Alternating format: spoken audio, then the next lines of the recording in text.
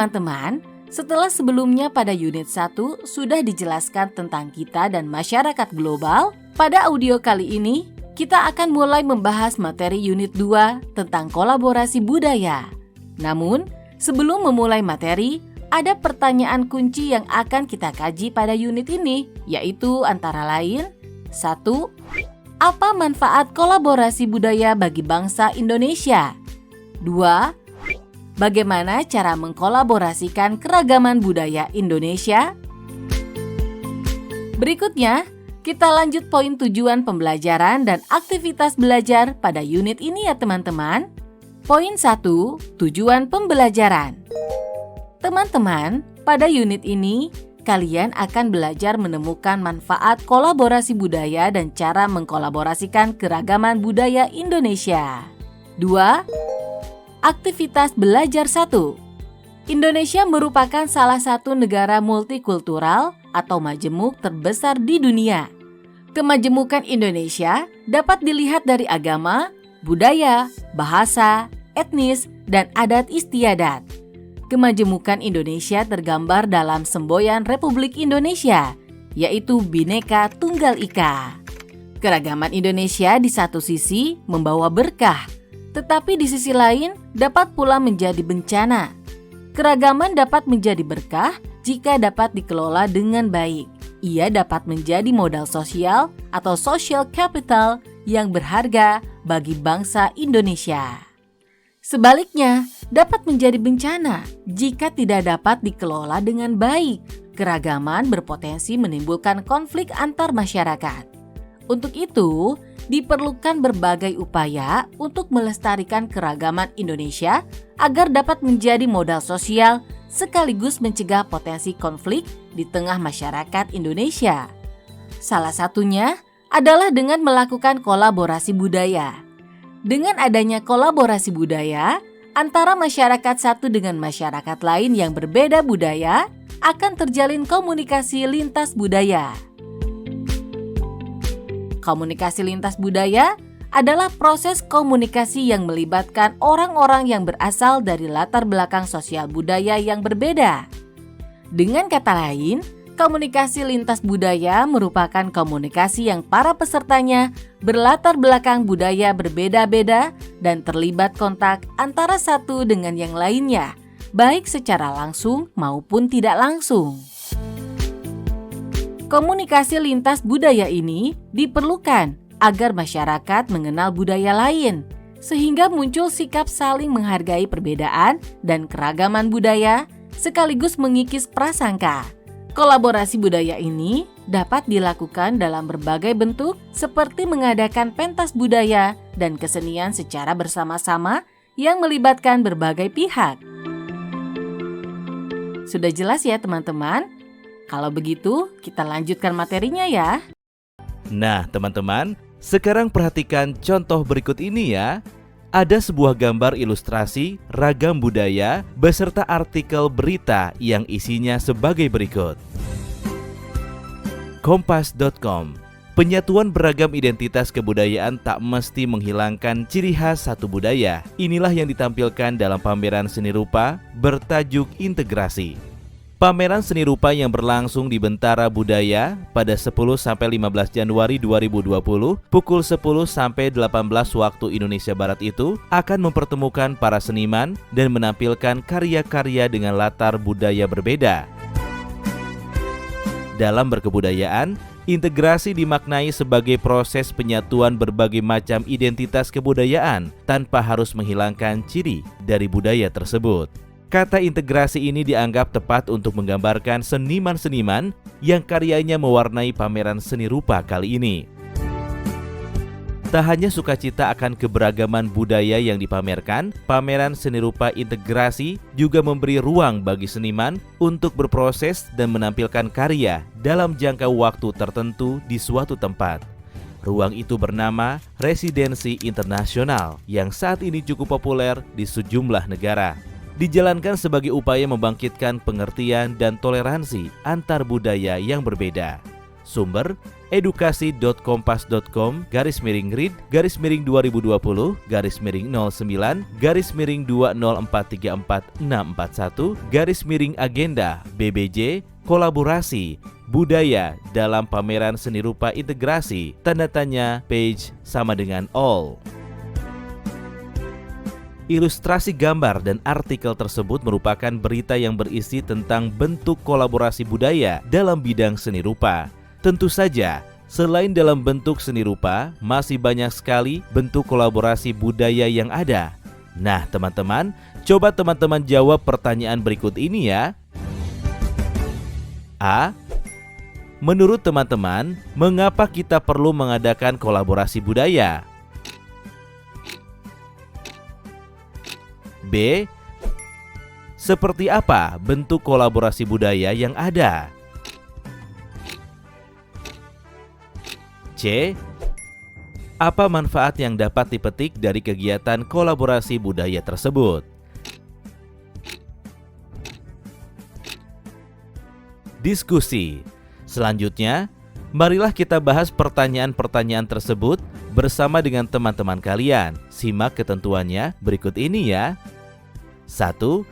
Teman-teman akan dibagi menjadi 8 kelompok kecil. Masing-masing kelompok terdiri dari 4-5 orang. 2. Berkumpullah dengan teman-teman sekelompokmu. 3. Diskusikanlah 3 pertanyaan di atas bersama dengan teman-teman sekelompokmu. 4. Tulislah hasil diskusi teman-teman di secari kertas. 5. Pilihlah salah satu orang untuk mempresentasikan hasil diskusinya di depan kelas. 6. Dengarkanlah presentasi dari perwakilan masing-masing kelompok. 7. Berikanlah pertanyaan dan tanggapan kepada teman-teman yang presentasi di depan kelas. Selamat mengerjakan teman-teman. Teman-teman, kalian masih semangat kan? Pada akhir audio ini, kita akan lanjutkan poin refleksi ya, yaitu pada poin 3. Refleksi.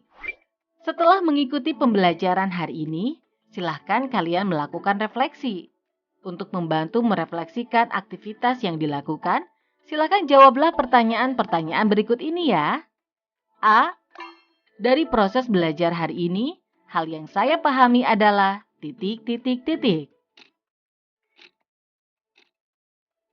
B.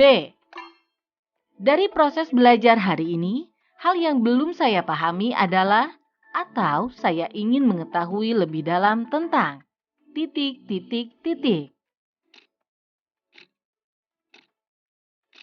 C. Dari proses belajar hari ini, hal yang akan saya lakukan dalam kehidupan sehari-hari adalah ...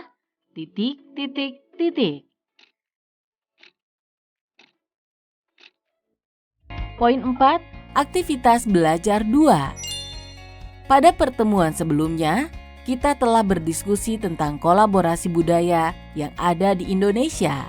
Ada 2 pertanyaan yang harus teman-teman jawab. A. Budaya apa saja yang dimiliki oleh bangsa Indonesia? B. Bagaimana cara menunjukkan budaya yang ada di Indonesia? Selanjutnya, kita masuk poin rancangan proyek ya teman-teman. A. Rancangan proyek. Berikut ketentuan rancangan proyeknya. 1. Teman-teman akan dibagi menjadi 4 kelompok. Masing-masing kelompok terdiri dari 7 sampai dengan 10 orang dan meminta setiap kelompok menunjuk 1 ketua kelompok. 2. Berkumpullah dengan teman 1 kelompokmu. 3. Dengarkanlah penjelasan gurumu tentang proyek pembuatan mading yang bertajuk Potret Budaya Nusantara. 4. Setiap kelompok menunjuk 1 orang pemimpin redaksi atau pemret. 5. Pemret memberikan tugas atau job description kepada setiap anggota kelompoknya untuk menjadi layouter, content writer, editor, dan ilustrator. 6.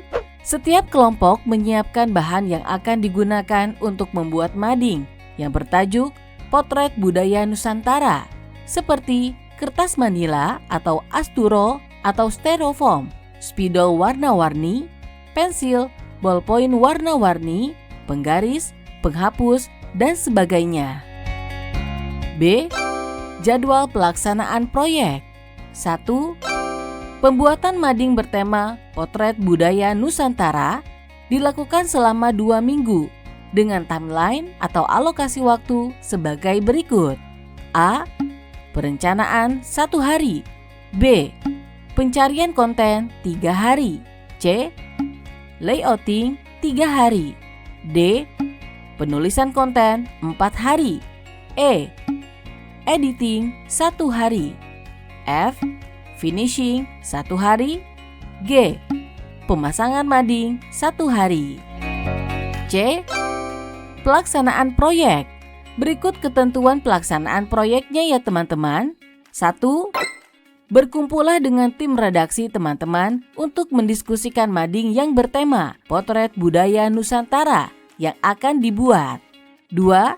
Carilah konten yang akan dimasukkan ke dalam mading. 3. Buatlah template atau layout atau tata letak penulisan konten mading. 4. Tuliskan atau jelaskan konten atau isi mading tentang Potret Budaya Nusantara. 5. Periksalah kembali redaksi konten yang telah teman-teman tulis. 6. Berilah hiasan pada mading tersebut agar tampil lebih menarik. 7. Pasanglah mading yang bertema Potret Budaya Nusantara yang telah jadi untuk diletakkan atau dipajang di tempat-tempat yang strategis. Teman-teman, kita masuk poin selanjutnya ya, yakni tentang refleksi. 5. Refleksi. Setelah mengikuti pembelajaran hari ini, silahkan teman-teman melakukan refleksi. Untuk membantu merefleksikan aktivitas yang dilakukan, jawablah pertanyaan-pertanyaan berikut ini. A. Dari proses belajar hari ini, hal yang saya pahami adalah B. Dari proses belajar hari ini, hal yang belum saya pahami adalah atau saya ingin mengetahui lebih dalam tentang C. Dari proses belajar hari ini, hal yang akan saya lakukan dalam kehidupan sehari-hari adalah Teman-teman, selanjutnya kita masuk poin rangkuman. 6. Rangkuman. Berikut ini rangkuman materi yang bisa teman-teman catat ya. A. Kolaborasi budaya antara masyarakat satu dengan masyarakat lain yang berbeda budaya dapat menjalin komunikasi lintas budaya. B. Komunikasi lintas budaya adalah proses komunikasi yang melibatkan orang-orang yang berasal dari latar belakang sosial budaya yang berbeda. C. Beberapa manfaat komunikasi lintas budaya adalah 1. Masyarakat mengenal budaya lain. 2. Muncul sikap saling menghargai perbedaan dan keragaman budaya. 3. Mengikis prasangka. D. Kolaborasi budaya dapat dilakukan dalam berbagai bentuk seperti mengadakan pentas budaya dan kesenian secara bersama-sama yang melibatkan berbagai pihak.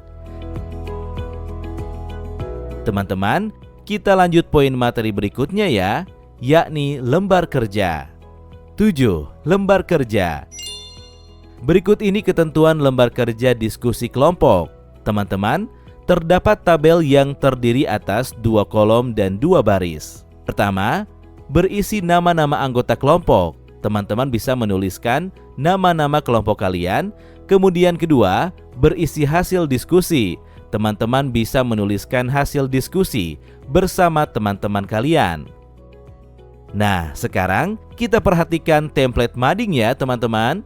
Template mading pada bagian atas terdiri atas nama mading, kemudian pemimpin redaksi dan anggota tim. Nah, untuk lebih jelasnya, teman-teman dapat melihat gambar pada buku teks PPKN kelas 11. Jika ada kesulitan dalam memahami gambar, mintalah bantuan Bapak atau Ibu guru ya teman-teman. Selanjutnya, bagian tengah hingga bawah template mading terdapat judul mading serta isi konten-konten yang disusun berjejer. Selamat mengerjakan proyek pembuatan mading teman-teman. Teman-teman, kalian masih semangat kan? Pada akhir audio ini, kita akan lanjut pada poin uji pemahaman dan aspek penilaian, yaitu pada poin 8, uji pemahaman. Teman-teman, untuk uji pemahaman materi, jawab pertanyaan berikut ini. A. Budaya apa saja yang dimiliki oleh bangsa Indonesia? B. Bagaimana cara menunjukkan budaya yang ada di Indonesia? C. Menurut teman-teman, mengapa kita perlu mengadakan kolaborasi budaya? D. Seperti apa bentuk kolaborasi budaya yang ada di Indonesia? E. Apa manfaat yang dapat dipetik dari kegiatan kolaborasi budaya tersebut? 9. Aspek penilaian. Pada unit ini, teman-teman akan dinilai melalui beberapa aspek berikut ini. Pertama, penilaian sikap yang meliputi 1. Konten atau isi mading. Kedua, penilaian pengetahuan yang meliputi 1. Kerja sama tim. 2. Kontribusi masing-masing teman-teman dalam tim. 3. Sikap atau perilaku selama pelaksanaan proyek. Terakhir, penilaian keterampilan yang meliputi 1. Pembuatan mading. Sekian materi kali ini ya teman-teman. Pembahasan akan berlanjut pada audio selanjutnya. Kita akan lanjutkan materi unit 3. Tetap fokus dan semangat. Sampai jumpa.